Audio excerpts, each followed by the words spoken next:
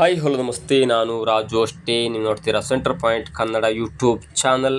Punjab Kings ತಂಡಕ್ಕೆ ಸತತ 5ನೆಯ ಸೋಲು.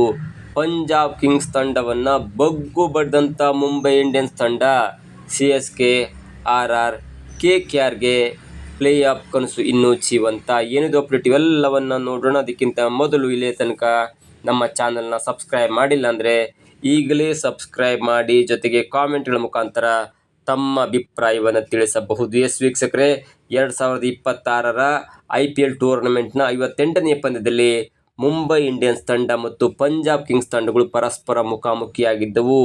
ಈ ಪಂದ್ಯದಲ್ಲಿ ಟಾಸ್ ಸೋತು ಮೊದಲು ಬ್ಯಾಟಿಂಗ್ ಮಾಡಿದಂಥ ಪಂಜಾಬ್ ಕಿಂಗ್ಸ್ ತಂಡ 20 ಓವರ್ಗಳಲ್ಲಿ 8 ವಿಕೆಟನ್ನು ಕಳ್ಕೊಂಡು 200 ರನ್ನನ್ನು ಮಾಡುತ್ತೆ. ಜೊತೆಗೆ ಮುಂಬೈ ಇಂಡಿಯನ್ಸ್ ತಂಡಕ್ಕೆ 201 ರನ್ಗಳ ಟಾರ್ಗೆಟನ್ನು ನೀಡುತ್ತೆ. ಈ ಟಾರ್ಗೆಟನ್ನು ಬೆನ್ನತ್ತಿದಂಥ ಮುಂಬೈ ಇಂಡಿಯನ್ಸ್ ತಂಡ ಇನ್ನೂ ಒಂದು ಎಸೆತ ಬಾಕಿ ಇರುವಂತೆ 4 ವಿಕೆಟನ್ನು ಕಳ್ಕೊಂಡು 6 ವಿಕೆಟ್ಗಳ ಭರ್ಜರಿ ಜಯವನ್ನು ಸಾಧಿಸುತ್ತೆ.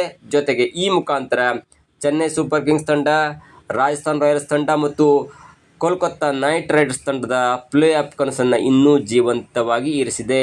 ಇನ್ನು ಈ ಪಂದ್ಯದ ಬಗ್ಗೆ ಮಾತನಾಡ್ತಾ ಹೋದರೆ, ಮೊದಲು ಮುಂಬೈ ಇಂಡಿಯನ್ಸ್ ತಂಡ ಟಾಸನ್ನು ಗೆಲ್ಲುತ್ತೆ ಮತ್ತು ಪಂಜಾಬ್ ಕಿಂಗ್ಸ್ ತಂಡಕ್ಕೆ ಬ್ಯಾಟಿಂಗ್ ಮಾಡುವಂಥ ಅವಕಾಶವನ್ನು ನೀಡುತ್ತೆ. ಹೀಗಾಗಿ ಮೊದಲು ಬ್ಯಾಟಿಂಗ್ ಮಾಡಿದಂಥ ಪಂಜಾಬ್ ಕಿಂಗ್ಸ್ ತಂಡದ ಪ್ರಿಯಾಂಶು ಆರ್ಯ 22 ರನ್ನನ್ನು ಮಾಡ್ತಾರೆ.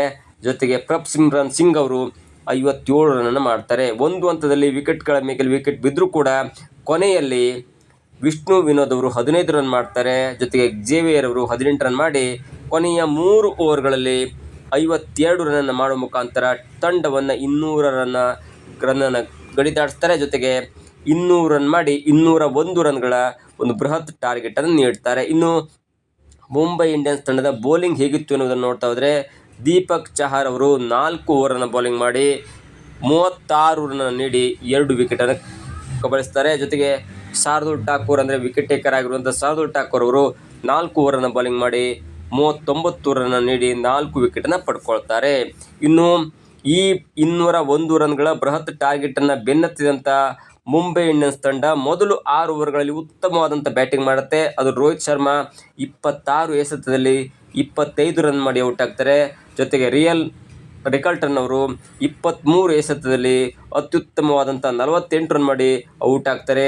ಅದಾದ ನಂತರ ವಿಕೆಟ್ ಕೀಪರ್ ಬ್ಯಾಟ್ಸ್ಮನ್ ಆಗಿರುವಂಥ ನಮನ್ ಧೀರ್ ಅವರು 9 ರನ್ ಮಾಡಿ ಔಟ್ ಆದಾಗ ಎಲ್ಲೋ ಒಂದು ಕಡೆ CSK ತಂಡ, RR ತಂಡ ಮತ್ತು KKR ತಂಡಗಳು ಸ್ವಲ್ಪ ಮಟ್ಟಿಗೆ ಬೇಸರ ಆಗುತ್ತೆ. ಯಾಕಂದರೆ ಅವರೆಲ್ಲರೂ ಕೂಡ ಮುಂಬೈ ಇಂಡಿಯನ್ಸ್ ತಂಡ ಗೆದ್ದರೆ ಅವರ ಪ್ಲೇ ಆಫ್ ಕನಸು ಜೀವಂತವಾಗಿರುತ್ತೆ ಅನ್ನುವಂಥ ಲೆಕ್ಕಾಚಾರದಲ್ಲಿ ಪ್ರತಿಯೊಬ್ಬರು ಕೂಡ ಇವತ್ತಿನ ಮ್ಯಾಚನ್ನು ನೋಡ್ತಾ ಇದ್ರು. ಇವತ್ತಿನ ಮ್ಯಾಚ್ನಲ್ಲಿ ಮುಂಬೈ ಇಂಡಿಯನ್ಸ್ ತಂಡ ಗೆಲ್ಲತ್ತು ಸೋಲುತ್ತೆ ಅನ್ನೋದಕ್ಕಿಂತ ಪಂಜಾಬ್ ಕಿಂಗ್ಸ್ ತಂಡ ಸೋಲಬೇಕು ಎನ್ನುವಂಥ ಮನದಾಸೆ ಈ 3 ತಂಡಗಳಿರುತ್ತೆ. ಹಾಗಾಗಿ ರೋಹಿತ್ ಶರ್ಮಾ ಮತ್ತು ರಿಕಲ್ಟನ್ ಆಡ್ತಿರುವಾಗ ಈ ತಂಡಗಳಿಗೆ ಒಂದು ಹೋಪ್ಸ್ ಇರುತ್ತೆ. ಆದರೆ ರೋಹಿತ್ ಶರ್ಮಾ, ರಿಕಲ್ಟನ್ ಮತ್ತು ನಮನ್ ಧೀರ್ ಔಟ್ ಆದ ನಂತರ ಎಲ್ಲೋ ಒಂದು ಕಡೆ ಮುಂಬೈ ಇಂಡಿಯನ್ಸ್ ತಂಡ ಸೋಲುತ್ತೆ ಅನ್ನುವಂಥ ಒಂದು ಬೇಸರದ ಸಂಗತಿ CSK, RR ಮತ್ತು KKRಗೆ ಕಾಡುತ್ತೆ. ಅದಾದ ನಂತರ ಬಂದಂಥ ತಿಲಕ್ ವರ್ಮಾ ಭರ್ಜರಿಯಾದಂಥ 6 ಸಿಕ್ಸರ್ ಮತ್ತು 6 ಬೌಂಡ್ರಿಗಳನ್ನು ನೆರವಿನಿಂದ 75 ರನ್ ಮಾಡಿ ಔಟ್ ಆಗಿ ಉಳ್ಕೊಳ್ತಾರೆ.